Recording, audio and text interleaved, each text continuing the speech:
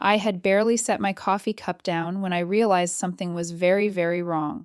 Two men in dark suits were standing at my desk inside San Diego's City Hall, ID badges clipped neatly to their belts, latex gloves snapping as they rifled through my drawers. One of them was methodically photographing my computer screen, frame by frame, as if I were a suspect in some federal sting operation. My heart didn't pound. It dropped, straight into my stomach, because I knew exactly who was behind this. From just 3 cubicles away, Brianna Hayes, the mayor's daughter, the woman who had strutted into this office 4 months ago and treated it like her personal kingdom, pretended to be busy, highlighting spreadsheets. But her eyes kept flicking toward me, savoring the chaos she'd engineered. And here's the thing: she had motive. Plenty of it. For 7 years Vanessa Carter, had worked this department like the bones of my own hand. Clients trusted me. Colleagues leaned on me. My record was spotless. And for someone like Brianna, who wanted everything handed to her, that spotless record was an obstacle. An eyesore. Me simply existing in this position was proof she couldn't earn respect on her own. So she plodded quietly, patiently, until this moment, when 2 compliance officers dropped a leather-bound folder on my desk filled with evidence. Supposed emails I never sent. Handwritten notes I never wrote. Financial discrepancies I never made. I could feel my coworkers watching, pretending to type while whispering behind hands. The rumor had already started: Vanessa's under investigation. Vanessa's career is over. But what Brianna didn't know was that for months, while she was circling me like a shark, I had been documenting her every misstep. Every login, every suspicious draft, every accidental blunder pinned on me. She thought she was staging my downfall. In reality, she was writing her own indictment. This is not just another workplace rivalry. This is a story about power, sabotage, and the quiet strength it takes to stand tall when everyone else expects you to crumble. And before this is over, you'll see exactly what happens when the truth finally catches up to those who think their last name can shield them from consequences. So grab your seat, because this story is about to prove one thing: the trail of truth is impossible to erase. San Diego, a sun-drenched coastal city, but inside City Hall, the air was anything but calm. The Department of Public Finance, my workplace for the past 7 years, was wound tight like a stretched violin string. Thick stacks of reports, endless rows of budget figures, the sharp eyes scanning every page, all of it created an atmosphere so heavy that the moment you stepped inside, you could feel your heartbeat slow under the weight. Here, a single misplaced number could trigger a chain reaction: budgets frozen, projects stalled, reputations destroyed with the click of a mouse. That's why Vanessa Carter, 34 years old, never allowed myself the luxury of carelessness. I'm the type who checks an email 5 times before hitting send. Colleagues used to joke that I was too cautious. But that same caution had kept my record spotless for 7 straight years. I wasn't flashy. I didn't give stirring speeches or chase the spotlight. I was simply the person the system could rely on. But then, 4 months ago, the office door opened, and in walked a name everyone already knew: Brianna Hayes. 25 years old. A middling graduate from a private college no one brags about, with 0 experience in public service. But she had something I, and most of us, would never have: the Hayes last name. Her father was the sitting mayor of San Diego. From day one, Brianna never bothered to hide her disdain. She strutted through the office as if she owned the place. Her high heels clicked against the floor in a rhythm of entitlement. In meetings, she would cut me off, pretending to add important points, when in reality she was butchering the same information I had just laid out. And the worst part, she knew no one would push back. Because pushing back against Brianna meant challenging her father, the man who could reshuffle this entire department with a single phone call. Brianna didn't work to prove her competence. She worked to flex her power. Every word, every glance was a reminder: this is my territory. The rest of you are just tenants passing through. Her arrival was like a storm rolling in. And I, the one with the clean record, the trusted clients, and the one person standing in the way of her quick climb, became the biggest thorn in her side. In a place that was supposed to run on numbers and data, Family power seeped in like a dark shadow. People whispered behind closed doors but stayed silent in the open. And I knew, sooner or later, that silence would sharpen into a direct attack. That day, when the two compliance officers showed up, I forced myself to stay calm. They weren't loud, they weren't dramatic, but every move was cold, precise, like clockwork. One of them pulled open my drawers, while the other scribbled notes, his small camera flashing again and again. I stood there, coffee cup still in my hand, untouched, and for a moment I didn't feel like a 7-year veteran of City Hall. I felt like a criminal awaiting sentence. Ems Carter. One of them said, his tone flat. We received an anonymous report. Allegations of irregularities in the budget files. I nodded, no protest, letting them continue. I knew pushing back now would only make it worse. Then came the moment. The shorter officer bent down, opened the bottom drawer. Papers rustled, and he pulled out a thick folder, wrapped in worn leather. I had never seen it before, but the chill that ran down my spine told me exactly what it was, the knife someone had planted, waiting for the perfect moment to strike. They opened it. Inside were printed emails riddled with typos, wrong dates, even budget figures flipped upside down. The exact kinds of mistakes Brianna had mocked me for in meetings. Vanessa's always slow, always mixing up numbers. But I knew every single email, every spreadsheet. One in particular I remembered clearly, a draft with an error I had corrected before it was ever sent. Yet in that folder, there was only the flawed draft, not the corrected version, still sitting in the system with my timestamp. I looked up and caught Brianna's gaze from across the room. She pretended to stare at her screen, fingers idly moving the mouse, but the curl at the corner of her lips said it all. She didn't need words. Her eyes screamed, I did it. The office was silent, except for the drone of the photocopier and the clatter of keyboards. I felt eyes on me, quick glances, then heads snapping down as if the glow of their monitors was suddenly fascinating. The rumor was already running faster than any proof ever could. I drew in a deep breath, steadied my voice. This file isn't mine, I said slowly, clearly. The officer looked up, brows drawn. It was in your drawer. I met his eyes, unwavering. And yet I'm telling you, it doesn't belong to me.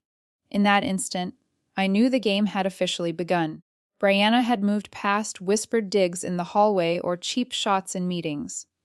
She'd played her first real card in the plan to erase me, but what Brianna didn't know was that for months I'd been preparing too. I'd grown used to her circling near my desk, accidentally, brushing my papers, tossing casual jabs as if they were jokes, and I had grown used to documenting everything, timestamps, drafts, even the IT logs that never forget. That folder might have been her opening strike, but instead of breaking me, it lit a fire inside, because if this was the move Brianna thought would end me, I was ready to show her that not everyone disappears just because of a last name. Rumors, in a government office, travel faster than any memo ever could. Within just a few hours, I could feel the shift in people's eyes. Colleagues who used to chat freely now grew cautious, as if simply standing too close to me might be enough to get them dragged down too. At lunch, the break room, usually buzzing, fell silent the moment I walked in. Conversations cut off mid-sentence, replaced by the clink of plastic spoons against cups and the awkward scrape of chairs shifting. I forced a smile, poured myself some tea, but I could feel the stares pressing into my back, hear the low whispers just out of reach. Even work emails changed. Where there used to be full sentences and polite sign-offs, replies shrank down to clipped phrases, stripped of warmth. Small talk at the copier turned into stiff nods and nothing more. No one wanted to be tied to the person under investigation. They didn't have to say it out loud. I could hear it in the silence. Maybe she really did it. Maybe it's time to keep our distance. Brianna was different. She didn't bother hiding her satisfaction. In meetings, she would glance at me with that thin, crooked smile tugging at her lips. Once, while I was presenting, she cut in, voice dripping with fake sweetness. Vanessa, I think there might be a mistake here. If you'd like, I can double-check it for you. Her tone was innocent on the surface, but every word carried a blade, and the room stayed quiet. No one defended me. I kept my back straight, my eyes locked on the screen, and finished my presentation as if she hadn't spoken. But inside, I knew exactly what she was trying to do. She wasn't just attacking my work. She was trying to crush my confidence in front of everyone. One afternoon, I caught a fragment of conversation just outside the hallway. "Hey, did you hear? Compliance is digging into Vanessa's files. Supposedly, budget fraud." A second voice, softer but still clear enough to sting. "Really? I always thought she was the model employee." I stood frozen behind the door, my heart tightening like a vice. So this was all it took. An anonymous accusation, a planted folder, and 7 spotless years of service could turn to smoke overnight. Worse than the rumors was the silence. No one asked if I was okay. No one dared sit next to me at lunch. Even Maria, the colleague I trusted most, only sent a short, hesitant text. "Vanessa, be careful. Brianna's been spreading stories about you." No encouragement. No comfort. Just fear. And I understood. Maria was scared. Everyone was scared. In that suffocating atmosphere, I felt less like a person and more like a shadow slowly erased from the group picture. Brianna had planted seeds of doubt, and now they were sprouting in everyone's mind. But what Brianna didn't understand was this: I was no stranger to silence. Silence can be a shield. It makes your enemy believe you've surrendered. While she scattered her poison, I stayed quiet, watching, recording, noting every detail, every move. The office could turn its back on me, but I would never turn my back on the truth. And soon enough, the truth would speak louder than all of them. There are days when the air in the office grows so heavy it feels impossible to breathe. Not because of the workload, but because of the stares. My colleagues never said a word, yet their silence was more brutal than any accusation. That morning, as I walked in, a group was gathered by the coffee machine. Their chatter filled the room, until I passed by. Suddenly, nothing but the slow drip of coffee. I could feel eyes flick across my back and vanish, like nothing had happened. That fake silence pressed on my chest like a weight. During the team meeting, I opened my laptop and delivered my report. No reaction. Scattered glances, eyes sliding away. When I paused for feedback, the air thickened. Then Brianna spoke, her voice sugar-coated but sharp as glass. "Vanessa, this report, I think it needs to be double-checked. I'm not convinced these numbers are accurate." The entire room froze in an uneasy silence. I kept my gaze fixed on the screen, kept presenting as if I hadn't heard her. But inside, it felt like a punch straight to the chest. 7 years of spotless work, 7 years without a single error slipping through, and now all of it could be undone with one careless remark. That afternoon, Maria, the colleague I had trusted the most, pulled me aside in the hallway. Her voice was barely a whisper. "Vanessa, I have to tell you this. Brianna's been spreading rumors that you've been altering files to cover your mistakes, and people they're starting to believe it." I froze. The ground seemed to sink beneath my feet, inch by inch. I wanted to ask, "And you, Maria, do you believe it too?" But I couldn't. I was afraid of the answer. That night, I came home late. The apartment was dark except for the desk lamp, casting a pale glow over unfinished files. I sat there for hours, unable to focus. My mind echoed with whispers, doubtful glances, and Brianna's thin smile. I placed my hand on the table and realized it was trembling. Not because I feared losing my job, but because I feared losing myself. Afraid that tomorrow, when I walked back into that office, I'd see it in their eyes, that I had already become guilty. I remembered the morning, Brianna sitting with her legs crossed, tapping her finger against the desk, her eyes cutting sideways at me. That look, so sure of her victory. And for the first time, I felt something shift inside. I was too tired to keep fighting the silence of an entire office. Later, I sat by the window, staring at the city lights stretching out like distant trails of fire. I asked myself, is this worth it? Is it time to let go? In that moment, the strength I usually carried slipped away. I was just a woman alone, clinging to the last shred of her dignity. But then, in that silence, a thought surfaced. If I quit now, everything Brianna had done would stand as truth. I wouldn't just lose my job, I'd lose 7 years of honor and the core of who I was. My eyes closed, heavy with exhaustion. And when they opened again, I knew I had hit rock bottom. And when you've hit bottom, there's only one direction left to go. Up. The next morning, I arrived at the office earlier than usual. San Diego's sky was still veiled in mist, the fluorescent lights in the hallway flickering on and off like they hadn't fully woken up. I needed the quiet before the rumor mill started spinning again. At my desk, I opened my laptop, took a deep breath, and pulled up the folder I'd been building for months. Not because I was paranoid, but ever since Brianna walked into this office, I knew I needed armor. She was a hunter, and my instincts told me to prepare. Inside that folder was a trove of evidence. Login records showing someone else accessing my account, emails I never sent that somehow landed in clients' inboxes, drafts filled with suspicious errors, even screenshots from the IT system tracing exactly which workstation those actions came from.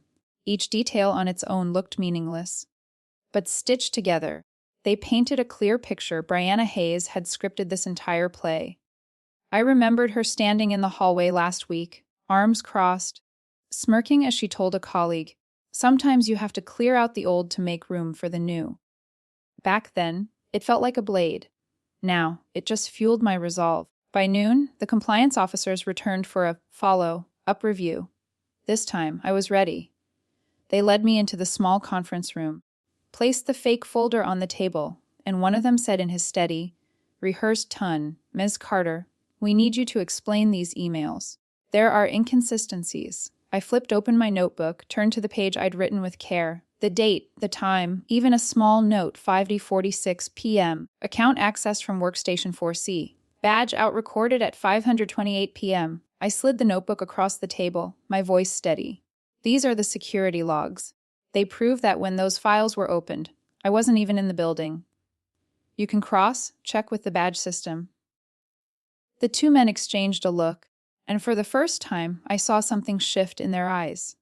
Not just suspicion, acknowledgement. Then I pointed at the handwritten notes in the folder. A's for this handwriting. I don't write like this. My personnel file has samples of my writing. Compare them, you'll see the difference. When I finished, I sat tall, hands folded calmly on the table. I wasn't trembling anymore. I felt something new, an almost quiet peace. Because when the truth is on your side, you don't need to scream. You just let the evidence speak. The exchange stretched nearly an hour. Patiently, I walked them through every so-called mistake, countering each one with real documents, real timestamps, real facts.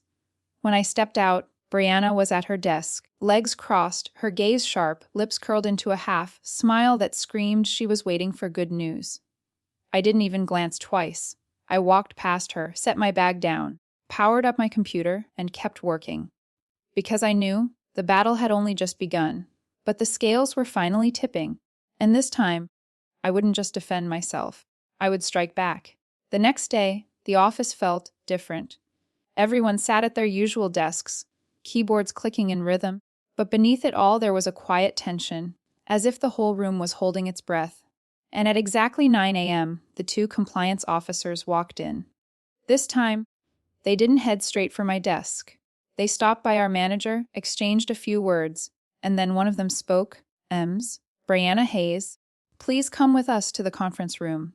The office froze. Heads bowed toward screens, fingers still tapping, but every ear was tuned in. Brianna lifted her head, a sly smile curving at the corner of her mouth. She rose, heels striking the floor in a steady rhythm, her voice firm, "Of course. I'm always happy to cooperate." I watched her go, calmer than I'd been in weeks.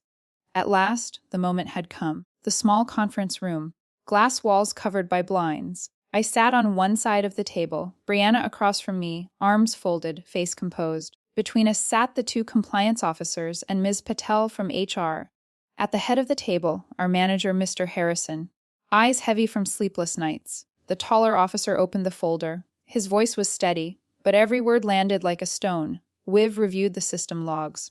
At 5:46 p.m. on the 12th, Ms. Carter's account was accessed from workstation 4C, but her badge out shows she left the building at 1028. Security cameras captured a female figure in a beige coat leaning over her desk. We compared the footage. The profile matches you. Brianna gave a soft laugh, trying to hold her confidence. Those cameras are blurry. How can you be sure it's me? Plenty of people wear beige coats. The second officer slid a printed sheet across the table. And here is a print job from that same evening. 6:02 p.m. printer, Konica Minolta, second floor. Job owner B. Hayes. Can you explain that? For a split second, I saw her mask slip, her hand clenched. Then she lifted her chin. Eyes bright, voice sharp. That proves nothing. I could have printed something for someone else. I was just concerned about the process. That's called whistleblowing, isn't it? Miss Patel leaned forward, her voice calm but firm. Whistleblowing is about protecting the public good. Fabricating evidence to sabotage a colleague is not. And the handwritten notes in this folder, compared to your onboarding file, are a match. The air in the room thickened. I sat still, hands clasped tight, but inside I could feel the storm breaking. Days of suspicion, the stares, the whispers. One by one, the curtain was being pulled back. Finally, Mr. Harrison spoke. His voice was hoarse, slow. Brianna, do you have anything else to say? She bit her lip, eyes darting, then leaned forward, almost spitting the words. Vanessa's been overrated from the start. She's not as perfect as everyone thinks. I just wanted to show what she's been hiding. I lifted my head, met her eyes for the first time, my voice even, unwavering. 7 years of work. Every report. Every client. All of it leaves a record. I don't need to prove it with words. The truth already has. Brianna's hand froze on the table. Her smile was gone. All that remained was anger and fear. The meeting ended in heavy silence. But as we stepped out, I knew the balance had shifted. For the first time, Brianna wasn't in control. And for the first time, the entire office could see. Truth was finally breaking through. The confrontation meeting might have ended, but I knew the story was far from over. Brianna could shake for a few minutes, but her arrogant confidence didn't come from herself alone.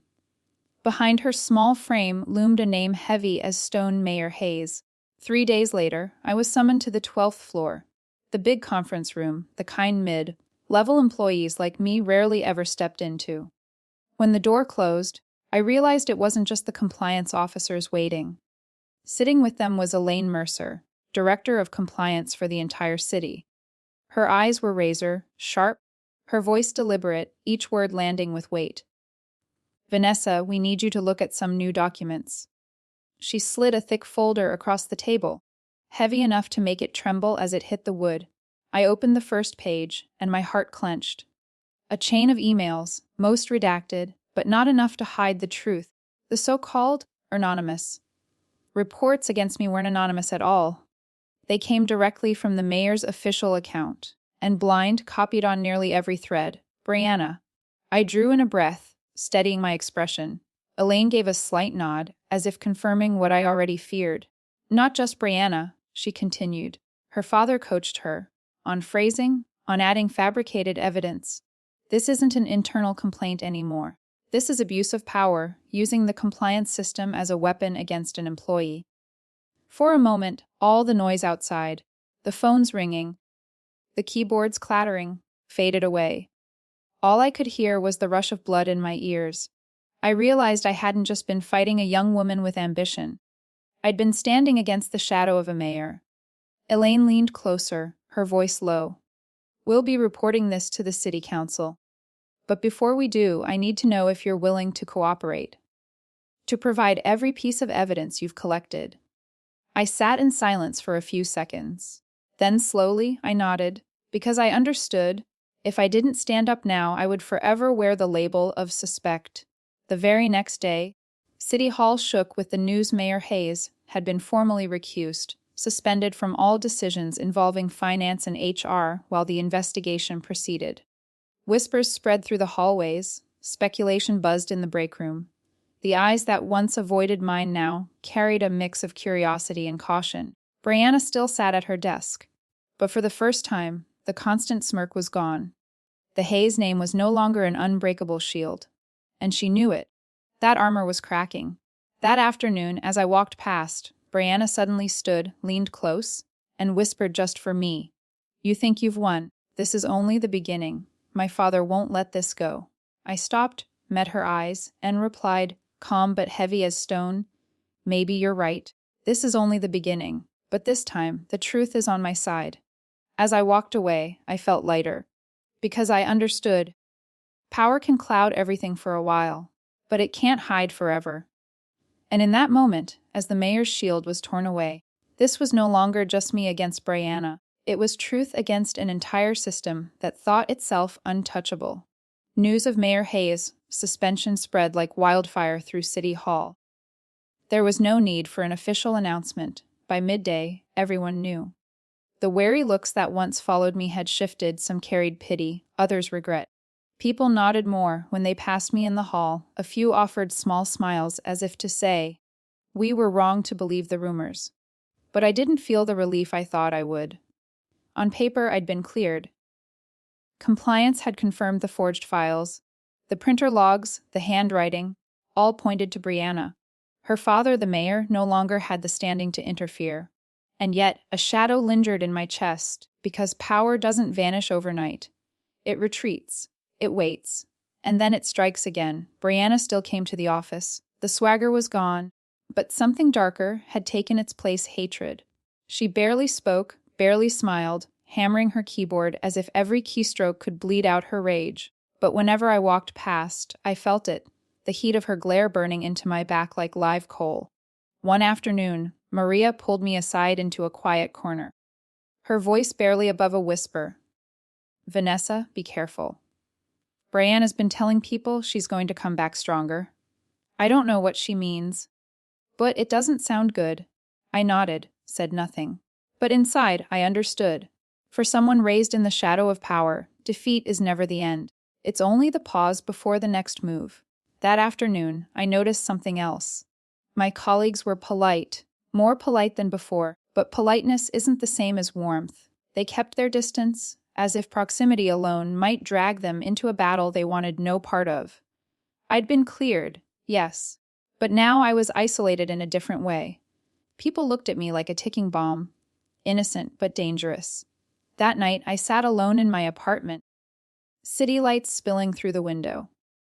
I thought about everything that had happened. I'd survived the first strike, but I couldn't call it victory. Brianna was still here. Her father's influence still loomed, even under investigation. And politics, I knew, never runs in straight lines. Then my phone buzzed. A new email. Subject line: mandatory compliance review, attendance required. Sent by HR. Tomorrow, 8 a.m., attendees the two officers. Director Mercer and Brianna Hayes. I stared at the screen, my chest tightening, as if an invisible hand had closed around it. They weren't finished. This was only the beginning. I shut the laptop and drew in a long breath. I'd been afraid before. I'd felt despair. But now I wasn't trembling anymore. If this was the battle they wanted, then I'd fight it to the end. Because I knew one thing: a temporary victory wasn't enough.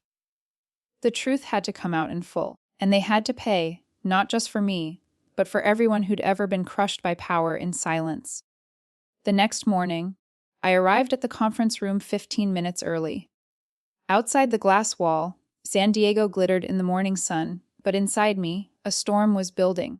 I knew today wasn't just another review, no matter what the email said.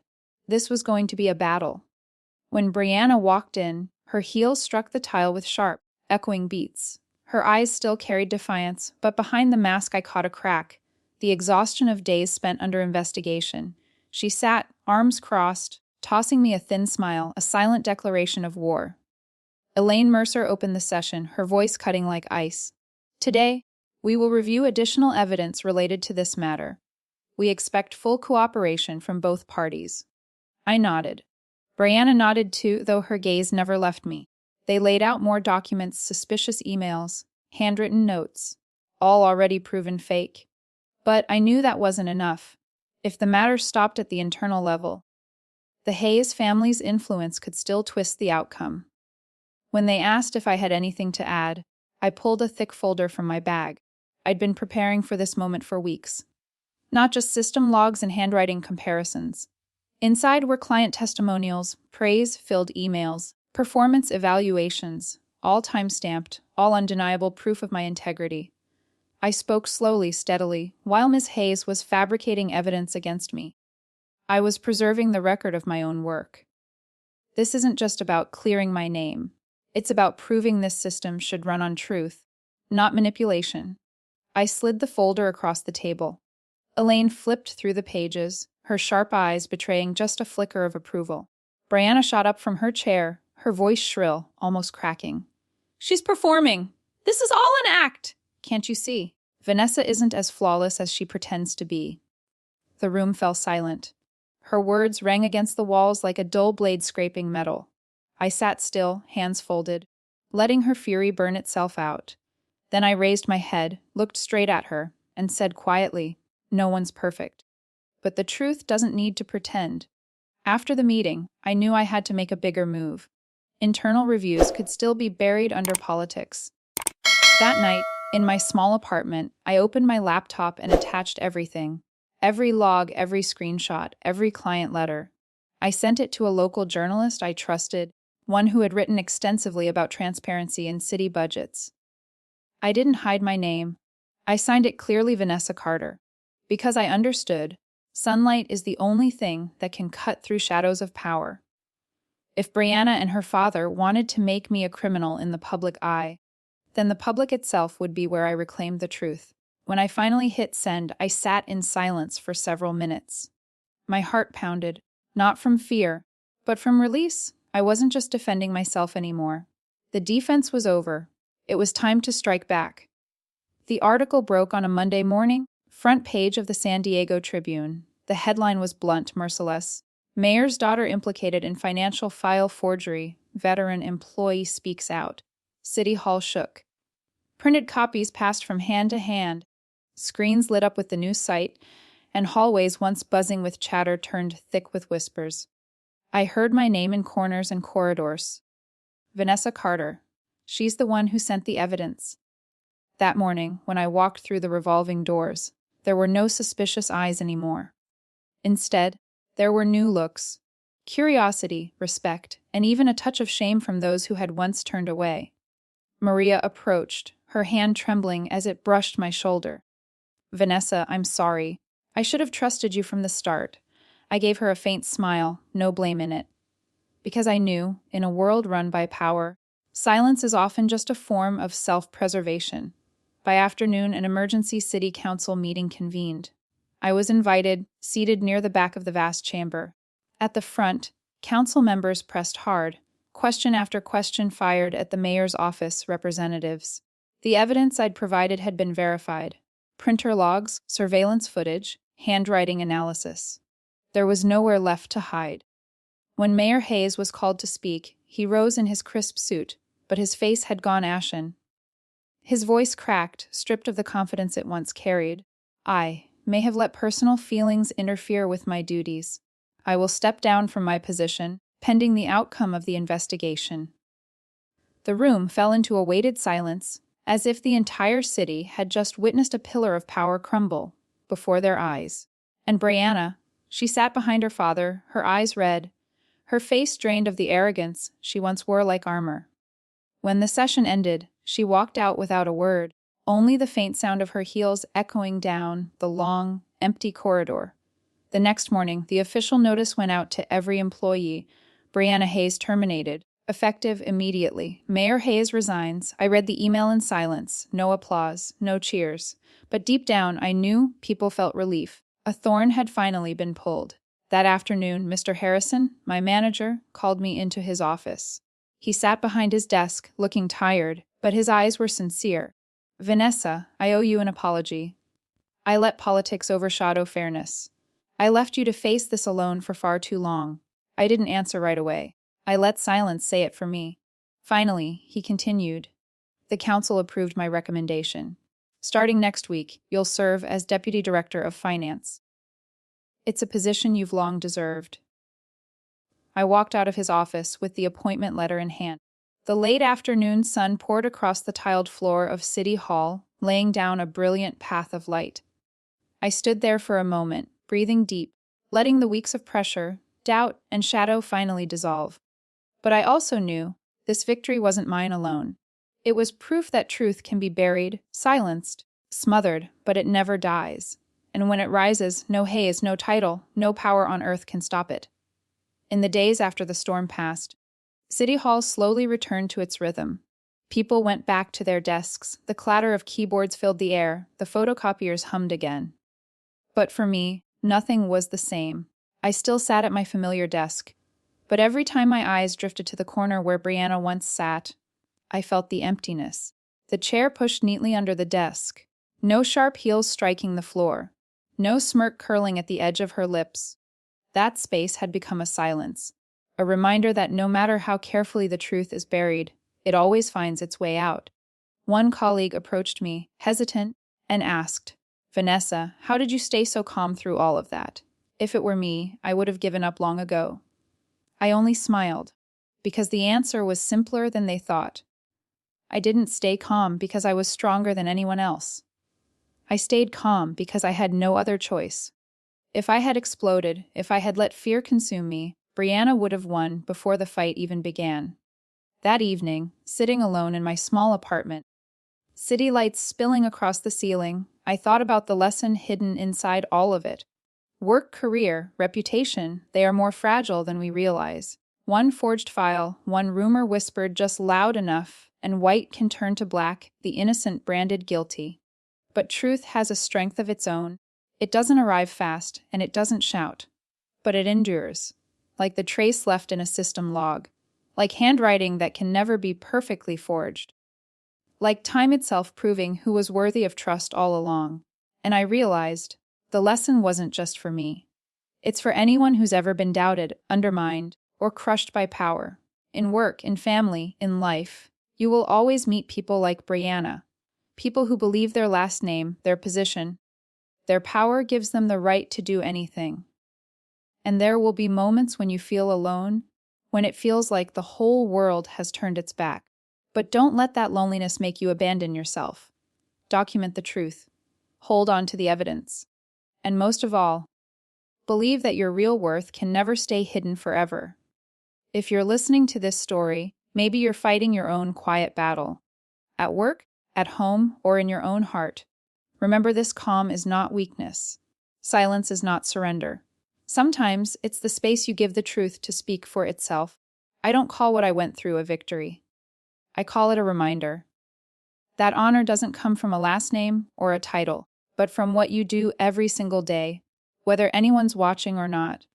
And if someone tries to bury you under lies, make sure they remember one thing: the truth always leaves a trace,